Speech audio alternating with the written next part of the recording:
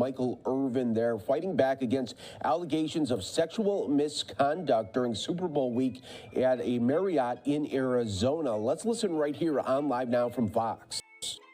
And I may, as we're showing the video the first time, stop and start at some to explain some of the things that are on this list. And then at the end, for y'all who want it, I'll show a completely, just run the video for you, the tape. We also, at the end, Mitch is my IT guy. He's gonna be able to get y'all copies of the video, and y'all talk formats, or that is not my business. Some important times you're gonna see on the video. If you go to the first slide on PowerPoint. There you go. Michael and the complaining employee began talking on February 5th, 2023. The conversations you see last 1 minute and 49 seconds. The whole video you're going to see last 5 minutes. The complaining employee makes a handwritten statement in the late afternoon on 2/6/23. We think that's relevant because there's a big gap between the events you're going to see and when she actually first files something that says she was offended, in which she lists the time as the incident as 12:15 a.m. on 2/5/23. By the way, that's impossible. That's not when this happened. You can tell from the videos. Michael got escorted out of the hotel the next night at about 10 p.m., as you can see. Let's go to things to watch for in this video. First thing, right out of the gate, it's not even on the slide, is you're going to see Michael, as I described before, in the back talking to these eyewitnesses that many folks have interviewed. He's more grabby and touchy-feely and in close proximity to them than he ever will be with the complaining witness. When you see the complaining employee come out for the first time in the video, where she's going makes no sense if she's not trying to intercept Mr. Irvin. She clearly has no reason to be walking where she's walking as part of her job duties. It's pretty clear she's making a line of sight over to Michael to talk to Michael. In the back, there's clearly, there were two employees that were together. There's gonna be a man in a vest you're gonna see throughout the video. This man, I think, is very, very important to this case. He's clearly in the back talking to the complaining witness before she comes out. And he comes around and posts up and watches her come up to talk to Michael. When he sees her with Michael, he does a weird move. He does this. He's gonna bend over and clap his hands 3 times. You can draw your own conclusion. I think it shows he was either happy or he was upset that she was talking to Michael. He lingers at the bar, leering at the complaining employee throughout most of her conversation with Michael. You'll see him, he's very angry. When you first watch the video, I know you'll miss this guy. That's why I'm gonna give you a few opportunities. He talks to a man in a gray shirt who appears to be security personnel. You'll see a gray shirted man circling the whole time who's clearly security for the hotel. When the conversation ends, the complaining employee, it looks very happy. She does a little kick at the end, a little kind of a sachet, you'll see. It's kind of an odd gesture. And she continues talking to Michael, like back over her shoulder, like happily as she's leaving, and she seems to be in a very good mood until this man in the vest, you'll see, comes up to her and grabs her. And he's very aggressive, and he just starts ripping her. Like he makes her walk out with him, and you can see him over his shoulder. He's obviously agitated and being very visibly upset with her.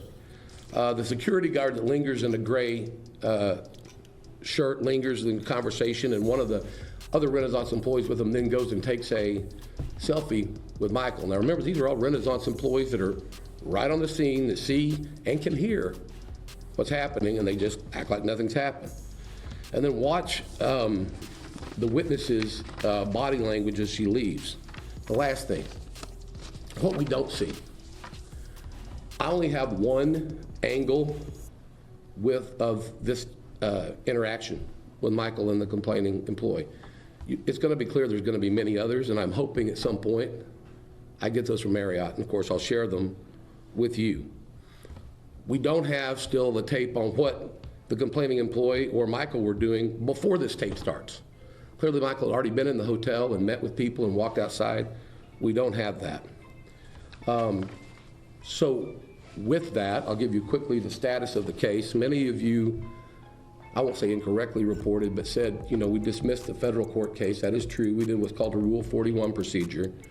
The case was refiled immediately and has already been refiled in Arizona in state court. Why did I do that? Well, you've seen all the pleadings that were filed here. We didn't know who all was involved when I started this case.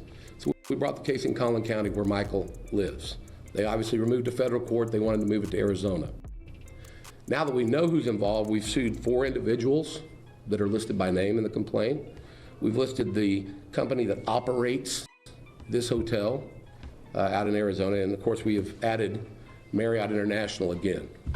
Okay, with that, I think we're ready to go to the tape. But before we go to the tape, Okay. let me say this. You know, I get texts all day from the guys that I work with, and I do miss working and everything. But this is more than just work. You know, I'm in between big businesses here, businesses that make billions of dollars with and for each other. But when you get called in a room and somebody tells you, hey, pack your bags, you're relieved of duty, go home. And I said, why? What happened? Well, you sexually assaulted somebody. So who, when? Well, nobody was in my room. Well, don't worry about it. Go home. We'll talk about it. I said, wait, if you're telling me I'm doing something and I do not know what I'm doing, you can't tell me to just go home. I played this game hard. I played the game physical. And you guys know, we all worry about it. We see what happens with our brethrens, and we now know about CTE. I'm saying, how can you say I'm doing something and I don't know it and you tell me to go home? I couldn't go home. Steve, you know, they put me in a hotel other than a Marriott, and they watched me. I'm in the staff for 3 days. 3 days to make sure that I wasn't doing anything crazy. Make sure that I was okay, you know. And you guys know how hard we fought to get this tape. While I was sitting there and they were looking at me, we kept asking for the tape. Let us see what we're doing. Let us see if we're doing something. You saw how hard we fought legally. I'm just thankful. I'm just so thankful for those witnesses. I'm so thankful for this video. Because without it, I just don't know where this would have gone. This is a sexual assault. This is what they're calling sexual assault. It's just, you can run it. Okay, as we start here, y'all can see up to the top right, Michael is outside with the gentleman that were here last time via Zoom. I've called them the TMZ witnesses because they were the first to interview them, but it's 3 gentlemen. If you notice his body movements and what's going on, he's obviously going to be very friendly. There's some other people actually that I don't know their identity. Take a picture. That guy right there on the left, stop it. And go back 10 seconds. Can you do that?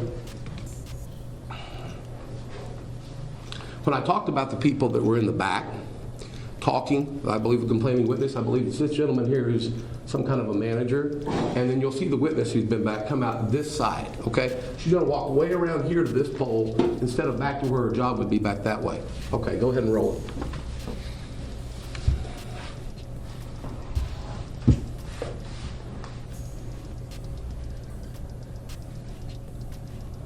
There he goes. She'll come this way pretty soon across the bottom. Also, when she walks up, you'll see she kind of looks around the pole to see if Michael is still coming. You see her just barely duck her head. Here she comes. Okay, right there. You see how she stuck her head to the right? And now pause it. Now, she's way ahead of Michael. If she was to continue at her same speed for her job, she should be way over in the bar in a second, but she clearly slows down so that they're going to intersect at that kind of juncture where you have to walk in the bar. So go ahead.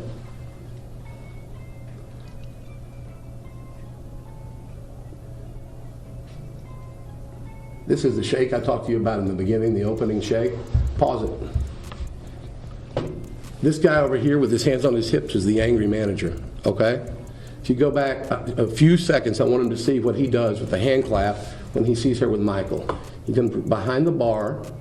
You'll see him walk out. So focus on him this time instead of on her.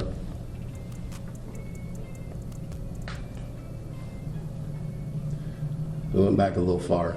It's not as granular as it should be. Okay. Well, we got it coming now because here she comes. He sees her back there where he's vectored, and he comes up, the manager, and you'll see him when he sees her. Watch his expression, what he does. See the claps? I don't know what that is. Then he comes up here, and you can see he's visibly frustrated at what's going on somehow with her. Now let's take your focus back to Michael and her, because you can see they have friendly interaction. The body language is good, and they're just talking. In fact, if you see, he keeps more space from him than he does when he's talking to any male at any point in the bar. Some of y'all probably wish he'd keep more space when he talked to you.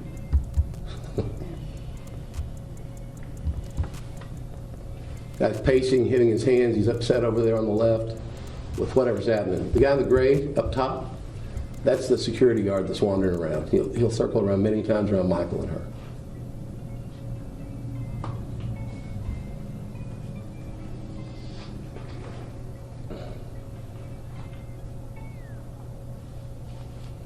Pause it 1 second.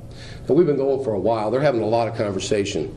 As Marriott released in their statement, they said basically, he said one word to her, an offensive, vulgar thing that he did not say, and it's clear from the video and from these witnesses. But they have a very lengthy conversation, and no one's trying to tell us what that is. Go ahead.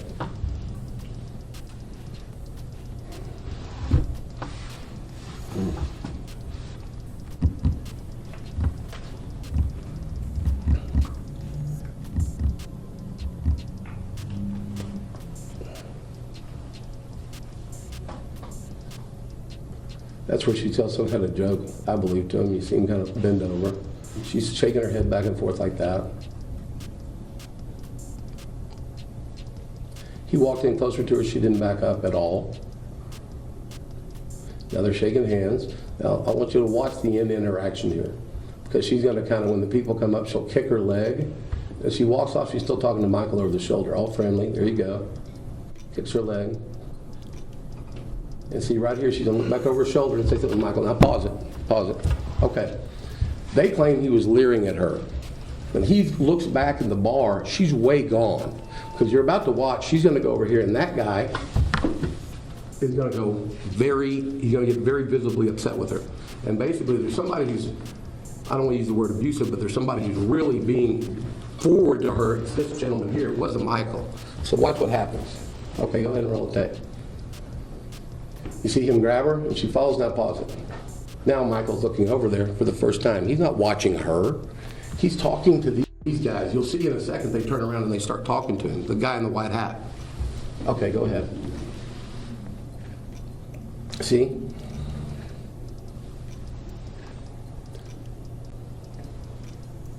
Now Michael walks out to go take a selfie with this, we believe, Renaissance employee, 99% sure. And the security guy stays right there with him, who's been around for the whole conversation, really.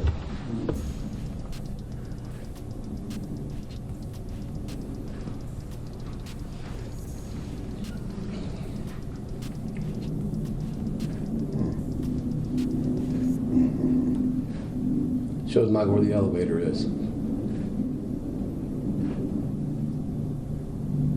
Okay, you can stop. There's nothing else relevant on this tape. It just shows the lobby for another couple of minutes.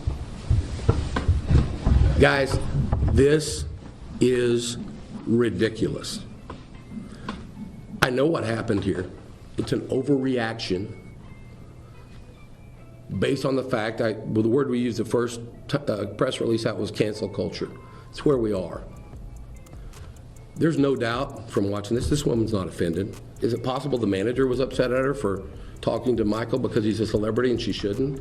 Is that possible the manager was upset because he has some kind of relationship with her we don't know about? We'll find all this out in the case. But the one thing that is really clear, this is not a sexual assault. This isn't sexual harassment. This isn't sexual misconduct. None of that exists here, and I think this tape is very, very clear.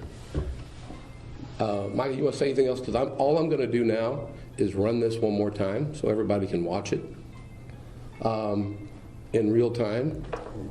and that's all we have. You good? Okay. Thank you all. If you need copies of the Arizona pleading, I'm happy to provide it. And I can take a couple of questions. Do you know what you said to her? Can y'all just her dispute over their claims of what was said? Can y'all recall what was said at all? Our conversation was about football. She said she wasn't much of a football fan, and I did tell her. I said, well, you watch Cowboys selling some shows. I said, you watch the shows that I do. Watch First Take or Game Day Morning. I said, you can look those up and you can see it. And I said, now, I kind of get crazy on First Take and have some fun. So that's what we were just talking about. And sir, at this point, are you hoping that with this being released, this will help in regards to your jobs, getting back to work and so forth? You know, listen, as I stated, I miss my guys. I'm a football player. I miss my locker room and my team and all of those guys. But what was most important for me was to find out that I'm okay, first of all, that I'm not doing things that I was like, what do you mean? I didn't do anything. I met people downstairs. That was important, you know, because played the game. Right? And I want to make sure I'm okay for my family and everything. So I just wanted to see it. You know, that was the most, whether I work again or not, I don't know. I don't know what happened with all of that. But what I had to know was, what are we talking about? What are you saying? I assaulted somebody, I attacked somebody, and you won't let me see it, and you're trying to send me home. You're sending me home to my family, and I needed to know. So, you know, yeah, listen. I'm just, yeah. Do you have any response to Marriott claims about what was said in the conversation, the claims that they made in their filing? Yeah, I imagine they're trying to now, since we're here with this lawsuit, trying to say some things to help win a case. I believe even the filing that you have, that they wrote that after all this came together. That's not anything that they came up with prior to. So, you know, I don't speak like that. You know what I mean? I've never spoken like that. So I'm not even, I totally deny saying that. I totally deny saying that. Sir, you said you'd like to see other angles from Marriott. Are you positive they have other angles that show the interaction? If so, how many? Yes. They've said that they have terabytes of other information. Again, I've been trying to, they keep telling me they don't have time to get it. And if you realize the time frame I gave you, in a little less than 4 or 5 hours, they were able to come up with this video to show the NFL or show somebody, which I'm not even sure the NFL saw it, but they said that they did. Marriott said that they did. So I don't know why it's taking so long, but it's clear there's other angles. Can you just go back over, you talked about calling in courts, federal courts in Arizona, why this jump? Sure. You know, when you file a lawsuit, you have to sue the right people. That's really difficult to find out in the beginning. So we knew it was Marriott. You didn't, as you see, the entity we ended up suing is Renaissance Hotel Operating Company. Okay, it doesn't have Renaissance, Marriott, downtown, anything in it anywhere. So we filed it in Collin County as quickly as we could. We actually thought that by filing a lawsuit, we could get them to sit down and go over this tape with Michael, like Steve asked them repeatedly in Arizona. Hey, can we all sit down together and go over this tape? Look at what they've done. They've spent tens of thousands of dollars at a minimum to keep y'all from seeing this tape. Well, if it's so good for Marriott, why are they doing that?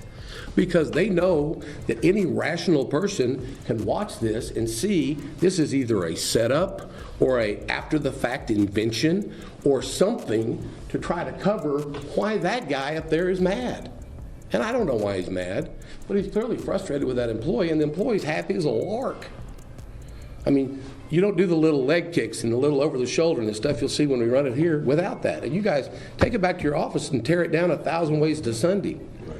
We're not here trying to hide anything. Right. I have never wanted to come in here and just give y'all a description of what I saw. I've always wanted to show y'all this.